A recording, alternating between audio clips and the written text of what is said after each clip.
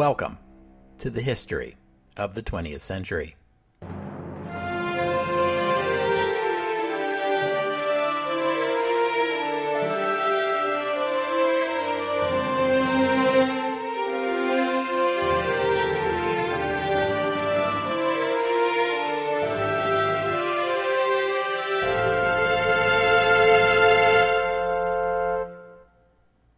Episode 125.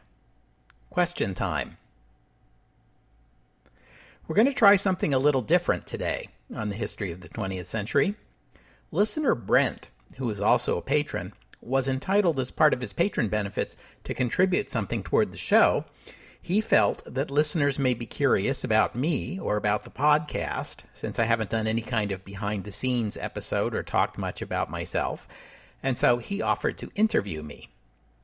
We did the interview over Skype a few weeks ago. It was unrehearsed and unscripted. Brent simply prepared a few questions, and we talked for a while. I'm hoping that in this interview, Brent will serve as a sort of proxy for the rest of my listeners, asking most of the questions you yourselves would have liked to ask if you had had the same opportunity. If Brent doesn't get to your favorite question, well, let me think about that. In the meantime, let's get started. So, I'm Brent. I'm Brent Ahone in Phoenix, Arizona, and we're talking with Mark. And maybe I'll take the time to say welcome to the history of the 20th century podcast. How are you, Mark? I'm doing okay. How are you doing, Brent? Very cool. And thanks for taking the time to talk to me. I just wanted to ask a few questions as a listener, as a subscriber to the 20th century podcast. Ask you about how the podcast started, what you wanted to do with it, and if you're up to it, maybe a few questions about Mark. Okay, sounds good. Let's do it. Very cool. So, Mark, I take it one day you woke up and decided I'm going to record history of the 20th century, and just curious how you came to that decision and what the reaction was of your therapist when you told him about those plans. Well, I started by listening to history podcasts. And of course, like everybody else, my first history podcast was Mike Duncan's The History of Rome. And for years, before I ever took seriously the idea that I might do a podcast, I was thinking about how much fun it seemed, and it might be something I'd like to try someday. And eventually I decided to go for it. By the time I made that decision, there were a lot of other people who had been inspired by Mike Duncan were also producing history podcasts. And they tended to be the history of X, where X was a country. The history of England, the history of Germany, the history of Bulgaria, Robin Pearson's history of Byzantium. And I thought, any country I might plausibly want to do has already been taken. So what do I do instead? And eventually the idea came to me that instead of doing the history of a place, maybe I could do the history of a time. And I picked the 20th century because I thought, well, I've already lived through a good chunk of it, so that should be an easy one. Quite a small topic to take. Yeah, you read those statistics that, more data has been collected, in the last year and a half than the first, 3 billion years of history or something like that. But in terms of useful and conversational knowledge, there's more information about the 20th century, of course, than any other century in existence, other than the first 17 or 18 years of ours today. How do you go about knowing what you want to talk about, since there is so much to talk about? Well, one of the advantages is that there's a lot of information available on not just the huge leaders, historical people that history so often focuses on. If you're going to do the history of Rome, you do the emperors, because there's good data on them and not so good data on anybody else. And, like many listeners to the history of Rome or the history of Byzantium, histories of ancient civilizations, I think I wonder what it would be like to have been an ordinary person then, or even, a lower-ranking member of the aristocracy, not one of the people who makes the big history books. And there's actually, those podcasters get those kind of questions all the time, and they're difficult questions to answer because we just don't have a whole lot of information. The beauty of doing the history of the 20th century is I can talk some, not just like what it was like to be Teddy Roosevelt, but what it was like to be some of the lesser figures in the history. And I can talk about things like the music of the 20th century, which there's very little I can say or anyone could say about the music of ancient Rome. So I've already exhausted all the pre-scripted questions, but because I wanted this to be fairly spontaneous, but you mentioned music. Music seems to be an important part of your life. Is that correct? Yes. When I decided to do the history of the 20th century, the other podcast idea that was in the back of my mind that got passed over for the history of the 20th century was the history of music. And that's for the simple reason that the only formal study in history that I've had above high school level has been music history. I actually know quite a bit about that and not so much about many other historical topics. So that was the other possibility that was lurking in the back of my mind. I'm very interested in music. I don't play an instrument, but I'm always interested in talking about music. Well, I think you've just suggested that you are not a historian by trade, and I think you've probably talked about that on the podcast before. So what you have, though, is a medium now, this podcast medium, that allows someone who is not a PhD or something like that to have a voice. How do you go about authenticating yourself as far as I am someone who is worthy to be heard on the 20th century topic? Well, that's what's great about podcasting is because it's a young medium. There aren't any gatekeepers. I suppose there will be someday. I have a story to tell about that. In the town where I live, I have a friend who has taken an interest in the podcast, and he's listening to it. And he told me this story about he met someone one day who was a high school history teacher in our local high school. And he told her about my podcast because he thought she might be interested in listening to it. And she was offended that I was doing the podcast because I didn't have any credentials in history. Mark, I'm highly offended right now just talking to you, just so you know. Okay. Well, but I mean, I understand in education, in order to be a high school history teacher, you would have to go, jump through some certification hoops, I assume, and prove your knowledge of the field. I'm not teaching formally. The thing is, I am, it's this popular history. This is history for everybody. It's not academic, scholarly history, and sometimes a non-specialist is in a better position to interpret history or any other topic for a general audience that a specialist is. Also, later, I had a conversation with a friend of mine, a different friend of mine, who actually does have a PhD in history, and I told him this story, and he said to me, "What's the problem? You have a doctorate in a related field." And I said, "Oh yeah, I guess I do, because I have a law degree." And in his view, law was a related field, and that I had enough of an academic background that it was plausible that I would become a historian. So there's that, if credentials mean something. But I figure my credential is the podcast. You listen to the podcast, you decide for yourself whether I know what I'm talking about or not. If you think I do know what I'm talking about, keep listening. If you think that I'm a crank or a fraud, well, there's lots of other history podcasts out there. There certainly are very many history podcasts, and I'm sure that anybody who started listening to yours has a foundational understanding of history and an interest in it. What would you say is, and you've alluded to some of this already, is the one thing that makes your history podcast different from the other history podcasts? Well, I mean, fundamentally, the difference is I'm the guy doing it. I've said before, when Zach Twomley interviewed me, that my basic rule of thumb is if I think it's interesting, it goes in the podcast. And if you're the sort of person who's interested in the same kinds of things I'm interested in, then you'll probably enjoy my podcast. And if you're someone who is not so interested in the kinds of things I'm interested in, well, maybe you're going to find my podcast a little tedious. I don't think anyone's forced to listen to any podcast, so they should be able to make that judgment for themselves, I'm sure. Exactly, yeah. I mean, it's not like I'm charging people for this. Well, I wanted to ask you about that, if I could. So, first, is this a full-time endeavor for you?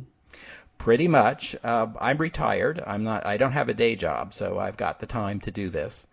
And yeah, it's maybe 20 or 30 hours a week of researching and writing, and a few hours of audio editing to read the script and get the podcast together for release. So it's very time-consuming work. I would imagine so. And if you're talking about such a broad subject, and then even when you get to something as narrow as the Great War, there are certainly many resources available. And if you are not an academic historian by trade, how do you go about selecting your research approach? Well, I begin with the internet. Wikipedia is a great source, and I think it's underrated. People scoff at it. You do have to be careful, but Wikipedia can give you at least a basic grounding in the topic, and it comes with a bibliography. So the next step is to look at the Wikipedia bibliography and then get hold of some of those books. You often find, even in 20th century histories, that the sources don't always agree, at least on small details, even if they're basically agree on the big things.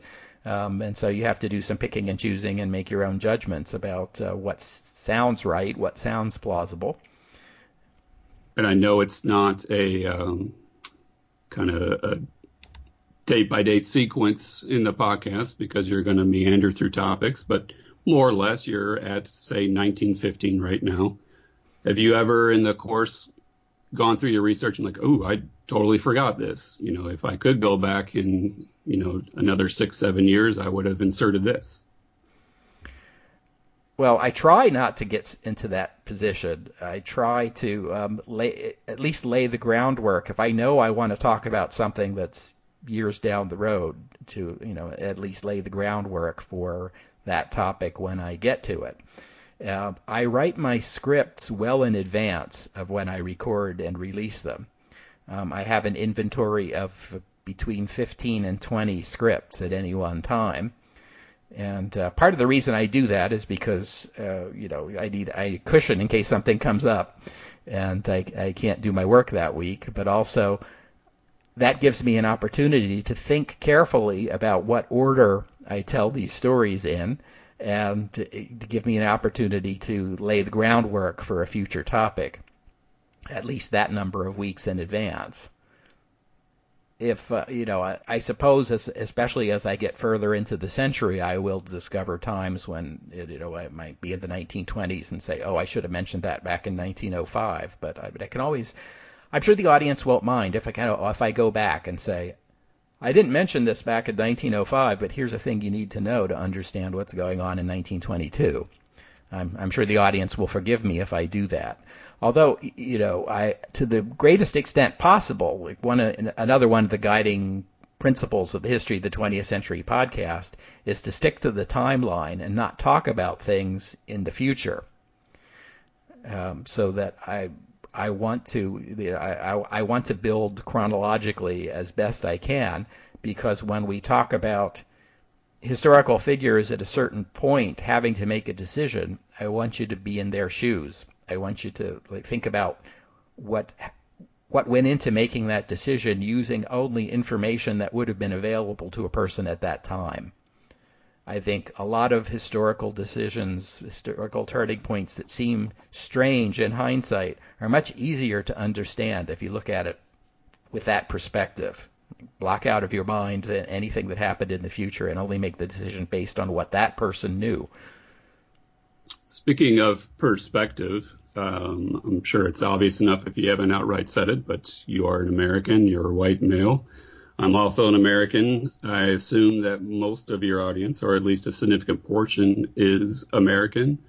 Your show is basically about a century that not yet, but very soon will be known as an American century in the geopolitical realm. How do you think that American perspective affects your telling of the story of the 20th century? Well, I try to keep a world perspective as best I can. That's often challenging, and I don't always succeed, and I have emails from listeners to prove it. But the fact is that actually Americans are a minority of my audience.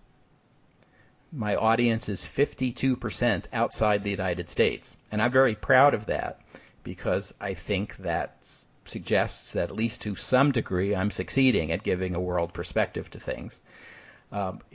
You're right that the 20th century is basically an American century, although we haven't gotten to the point where I can say that yet. And before it was an American century, it was a British century, and at least the British speak English, more or less.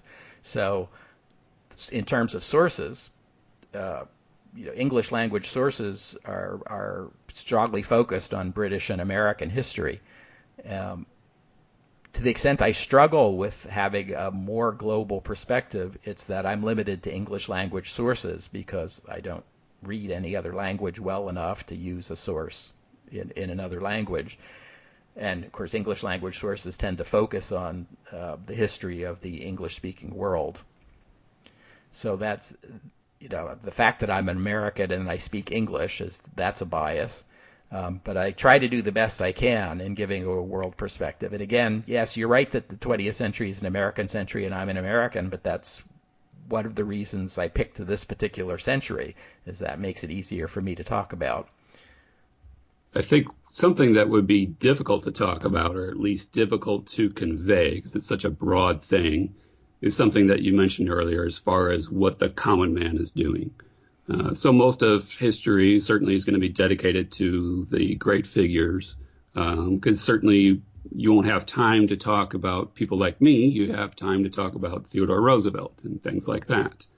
How do you work in a sense of, well, here's what the average guy was doing, and here's how long he was living and what he was doing when he woke up and things like that? Do you see that as being part of the history of the 20th century?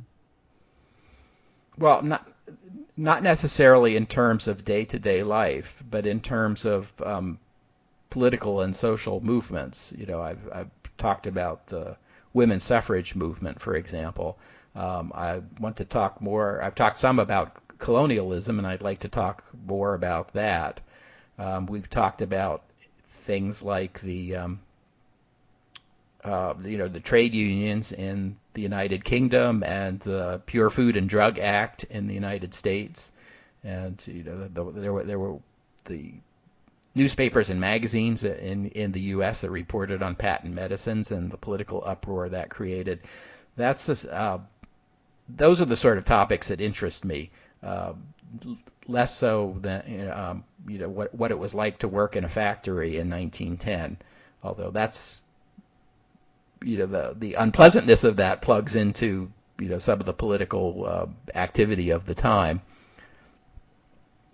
But I maybe not so much day-to-day life, but the problems that ordinary people dealt with at these times, and in terms of things like music and now I'm getting into motion pictures, things that ordinary people did to amuse themselves and entertain themselves when they weren't working or sleeping. Certainly you had an interest in history going into this, and you're probably a very well-read person. But once you started doing your research, I'm sure your knowledge multiplied. What would you say are some of the most surprising things you've learned as you've explored the early 20th century? Oh, that's a hard question to answer because there have been so many. I'll say right now, just starting 1916 in the podcast, I'm doing some research and writing on the Russian Revolution right now, and I'm already finding I'm surprised by many things. I said before I picked the 20th century because I figured I lived through a good chunk of it, so I already have a grounding in the 20th century, but of course the piece that I lived in is at the other end. And I had to start at the beginning of the century, and Of course, that's the part I was least acquainted with, not having lived through it or even heard about it firsthand from people who had, because that's these two generations before me. So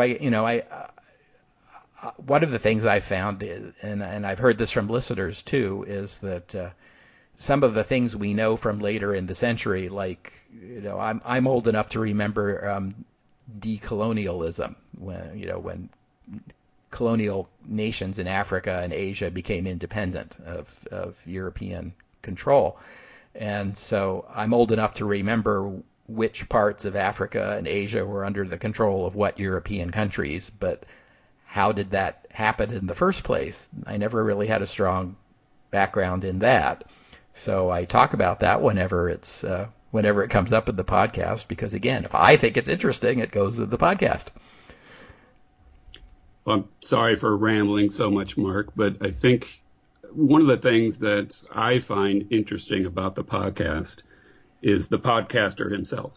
I think one of the more pleasurable things about listening to the program is that I get a better sense of who you are, and you seem to be a relatable person. So I would like to ask a few more questions about Mark Painter. You said you were previously an attorney and now retired. And if I understand correctly, you were also a politician as well. That's right. I was in elected office for 17 years.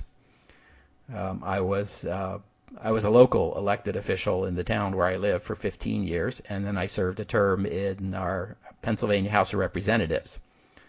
And it was during this is the time of my life when I was listening to podcasts a lot, particularly when I was driving to Harrisburg and back all the time, and had hours and hours on the turnpike with nothing else to do. That's when podcasts became an important feature in my life. Are there any great controversies of Mark Painter politics that I can research and smear you with? Not really.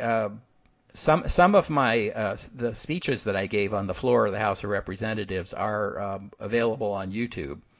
And one of these days I had to put up a link or something so people can find them. They're kind of hard to find, but that's on my to-do list. So there are those to look at. I was only in for 2 years, and it just takes 2 years to learn the ropes. So I can't point to any great legislative victories or anything like that.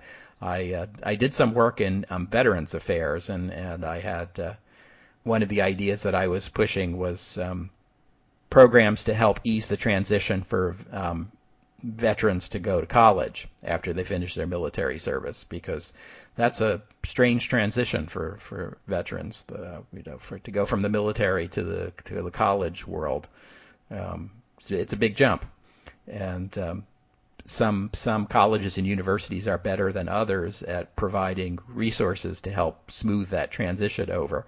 And so one of the things I was working on was looking at ways to new programs and resources in colleges to help make that easier. Well, I think you could make a definite argument, and we're jumping ahead 30 years or so, that the GI Bill did more to shape America, after the Second War than anything else. But certainly we'll look forward to hearing your thoughts on that. Yeah, that's definitely true. Go ahead. I just want to second what you said there. Yes, it's definitely true that the GI Bill was hugely influential in American society. Definitely a topic to talk about. There's the story of the Roman senator, I believe, who ended all of his speeches with Carthago delenda est. And I'm curious if when you were on the floor, did you happen to end all your speeches with a comment about frontal assaults on entrenched positions? No, I did not. No, I did not. That was before I got into the history of the 20th century in a big way, of course. But I when I started doing the podcast, since you bring that up, I emphasized that whenever it came up, because of course I knew World War I was on its way, and I would be addressing it someday, and I wanted to emphasize that my thought that there were ample reasons to be leery of that tactic even before the Great War began. But people didn't pick up on it. As early as the American Civil War, there was ample evidence that wasn't going to work so well. Think of Pickett's Charge, for instance. But sadly, it took many, many deaths before commanders figured that out. Yeah, if you go back to Civil War, then you have things like Pickett's Charge and the war itself being something of a spectator sport where people put up their lawn chairs and watch, the men go down in glory. And certainly that starts to change with the introduction of modern weaponry, or so we hope. Right. Well, again, a topic I have talked about on the podcast, and since you asked about what was surprising, is how, although in some ways life was cheaper back then, and the deaths of ordinary people were in some ways not taken as hard as they are now. But on the other hand, the deaths of civilians in war was something that those folks took to heart a lot more than we do. We take it not that we don't think it's tragic when people are killed, when civilians are killed, but we take it for granted these days that civilian deaths are a unavoidable factor in war, in military conflicts. But people in the early 20th century still saw a sharp divide in that war was something that happened on battlefields and only affected soldiers, and civilians could or should be able to just go about their lives just the same as always and not be affected. And people were very shocked by events like the sinking of Lusitania when the war touched civilians. Absolutely. And I think that the phrase that you've repeated about the frontal assault, some things like that and tonally speaking are repeated in the podcast. And I'm curious how much of that you planned from the beginning, things like your ending catchphrase, oh, and one more thing, and things like that, or have they kind of evolved naturally through the podcast? Well, I thought carefully about the structure of each episode before I began the podcast. I actually recorded about the first dozen episodes of the podcast as trial runs and just played them for my family and friends for the sake of my practice and to get feedback from them. And so some of these structural things like the cold open, I didn't want my podcast to begin with the sort of housekeeping things like what episode this is and what we're doing today and here's the website and here's our Twitter handle and that kind of thing. I didn't want that to be the very first thing in the podcast, and I didn't want it to be the very last thing on the podcast. I wanted the podcast to begin with the topic and end with the topic. And so I structured it that way from the beginning, intentionally, so that would happen, so that the housekeeping stuff is sort of in the middle somewhere. We can dive into it and then go back to the history. The very first episode of the podcast, when I did the one more thing, because the first episode was specifically about the day, January 1st, 1901, and that also happened to be the day of Australian independence. And so I did the one more thing to mention Australia for the benefit of Australian listeners. They'll tell them that, no, I haven't forgotten you. I'm aware this is a special day for you. I didn't at that point necessarily think I was going to do the one more thing every single episode, but after I did it once, it seemed like a good idea, so I kept doing it. Well, one thing that you don't do on your podcast is you do not open with a sales pitch for razors or some sort of home delivery food product.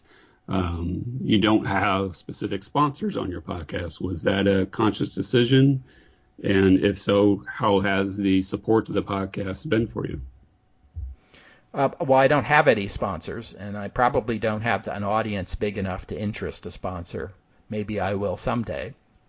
But in the event that ever happened, I know sponsors do like to have their content at the very beginning of the podcast. That's the reason, thinking ahead to that glorious day when I get advertising revenue, that's the reason why the podcast opens with that fanfare. Because I thought if there's going to be an ad, let the ad come first, and then the fanfare comes to let you know that was the ad, this is the podcast. Speaking of fanfare, you alluded to getting some listener feedback before about perhaps an American slant to a podcast. What has some of the other feedback been, some of the more interesting takes, and how has that shaped or changed your delivery? Well, I've a lot of the feedback that makes me think the hardest is feedback that comes from outside the English-speaking world. I have listeners in South America. I have listeners in Turkey. I have listeners in India. And, sometimes I'm called to account for not talking about their topics or perhaps having a Western slant on topics that affect their countries. And I think about that carefully, and I try to do the best I can. There's only I am who I am, and there's only so far I can go, and maybe in some sense I can't. But I try. My standard response when someone from another part of the world writes to me and says, I think you should be paying more attention to this or that topic in my part of the world, my standard response is, if you know a good English language source that covers that topic, please let me know what it is, and I'll look at it. And a lot of times there aren't, and that's an important part of the problem right there. And to say again, I can only use English language sources. So I'll put out the call if people think there's a topic I need or a corner of the world I need to cover better, and I'm not doing it. Let me know, and especially let me know if you know a good English language resource that would help me understand it better. You've got obviously a lot of big topics ahead of you, like the Second World War and the fall of Berlin Wall and things like that. Is there something especially that you're looking forward to researching and talking about? Well, there are many things. I keep a list of topics I want to get to when we get to the appropriate moment in the century. I guess anyone who's listened to the podcast can tell that military history and military topics is an area of interest of mine. And again, in terms of choosing the century, well, if you like talking about war, the 20th century is a good choice. And I tend to delve into military topics in a great deal of depth. And here we are. I'm now thinking that it's going to be, before I get to the end of the Great War, it's going to be 50 to 75 episodes to do the Great War, which I had no idea when I went into it that I was going to take that long, but there it is. Because military matters are interesting to me. I imagine when we get to the Second World War, there will be quite a few episodes on that topic as well. So that's a lot of episodes, and if I had it correct in my mind, you started or releasing this podcast at least at the end of 2015. We're talking now in the middle of 2018. Right. Are you where you thought you would be by now? It was September of 2015 when I started, so we're coming up on the third anniversary of the podcast. And no, I did not think it was going to take this long. But once I get started on a topic, I keep thinking of new things to say. And a pattern that I've experienced over and over again doing this podcast is I pick a topic and think, that would make a good episode. So I start writing the script for that episode, and then when I get to the length, I figure somewhere around 4,000 to 5,000 words is the right length for a podcast script. I get to 4,000 to 5,000 words, and I realize I've just done the background on the topic. I haven't even gotten into the meat of it yet. And I say to myself, okay, well, I guess this is going to be a 2-episode series, and then I do the second one, and maybe I'm still not done, and maybe it's 3 or 4 before I'm finished, because the things I think to say about the topic keep multiplying. So that's happened to me a lot.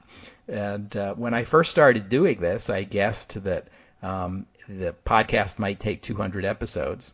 I thought at the time, well, that would be 2 episodes for every year of the century. Surely that's plenty. No. My estimates at how long it's going to take me to finish keep going up and up. I guess I'm going to guess 400 now, but we'll see. So what does that mean to your mortality? You've got 85 years to go. And how does Mrs. History of the 20th Century feel about their supposed commitment to all of this? Oh, she doesn't mind. She's happy to have me do it. It keeps me out of her hair, right? She's a listener. She listens to the podcast herself. And yeah, you mentioned mortality. I am 61 years old, so actuarially speaking, the chances that I will be able to keep at this long enough to finish the podcast are less than 100%. But nothing I can do about that either. I just keep plugging along. Well, for selfish reasons, I hope you do keep plugging along. Well, thank you, Brent. Thank you, Brent. I intend to. Now, the reason we're talking today, Mark, I am a sponsor, I believe, patron of the program, and you offered me to have a participation on the show. And if anyone wants to know more about the history of workers' compensation insurance or baseball in the United States, let me know. But there are probably many other people who can do that, or probably not that interesting of a topic. But I did want to just have a chat and kind of relate a little bit more about Mark Painter, the person. As I said before, there are many history podcasts out there, and podcasts in general, of course. Yours is different. I enjoy hearing about Scott Joplin just as much as I do hearing about President Roosevelt and everyone else. So I really just wanted to thank you to the commitment and the perseverance that you've had so far. I can only imagine how monumental of a task it is, and the way you've been persistent and have kept at it. It's really quite amazing, and thank you very much, Mark. Well, thank you, Brent. I get a lot of pleasure out of making the podcast, but it never feels better than when someone, I get feedback from a listener who says, I really enjoy what you're doing, keep it up. So thank you. All right. Any teasers for the upcoming episodes? Well, 1916, that's where I'm plugging through the military stuff in 1916 right now, but there's a lot more. There's the Easter Rising, which I didn't want to mention because that's supposed to be a surprise, and Woodrow Wilson's re-election, the Zimmerman telegram. There's quite a lot happening. And well, you asked me before things that surprised me. A recent thing that surprised me, as I've discovered, is that the winter of 1916 to 1917 was a particularly harsh winter in Europe. And that had quite a lot of effect on the Great War and what happened in 1917. I have not found a source that's talked much about that. So if there are any professional historians listening, get on the stick on that, the influence of that hard winter on the history of the 20th century. Very good, Mark. It's been a pleasure talking to you. Yeah, and for me too. Thanks, Brent. Well, that's the interview, and we'll have to stop there for today. Thanks for listening. I'd also like to thank Brent for coming up with this idea and doing the interview, and also thanks to Robert for becoming a patron of the podcast. If you'd like to become a patron, visit the website, historyofthe20thcentury.com, and click on the Patreon button for more information. There are various benefits available at different patron levels, and any or all of them can be yours, including the opportunity to be part of the podcast. Or you can make a one-time contribution via PayPal or by check, details at the website. And I hope you'll join me next week on the history of the 20th century as we begin the first of a two-part series on the Easter Rising in Dublin in 1916. We've covered the ups and downs of the Irish quest for home rule here on the podcast for quite some time now. And if you've been feeling like we keep talking and talking about home rule and it never ever comes, imagine how the Irish felt. We'll see how the most radical of Irish felt next week on the history of the 20th century. Oh, and one more thing. I figured out what we can do if you have some burning question about me or the podcast that wasn't asked or answered in today's interview. You can send it to me. You can email me at historyofthe20thcentury@gmail.com. That's all one word, lowercase, no numbers or punctuation. You can post it on the podcast Facebook page. You can tweet it to me at History20th, that's History20th, or you can post it as a comment at the website, historyofthe20th-century.com. You know, I'm so old, I can remember a time when if you wanted to ask someone a question, you emailed them. Now you're no one unless you have at least 7 channels of communication open 24 hours a day. I'm sorry that you can't reach me on Instagram or Snapchat or whatever. I don't even know what those things are. But I will try to answer all questions asked, privately at least, and if your question is one that I think is likely of general interest, I'll answer it on the podcast. Sound good? Let me know if it's okay to use your name and how to pronounce it.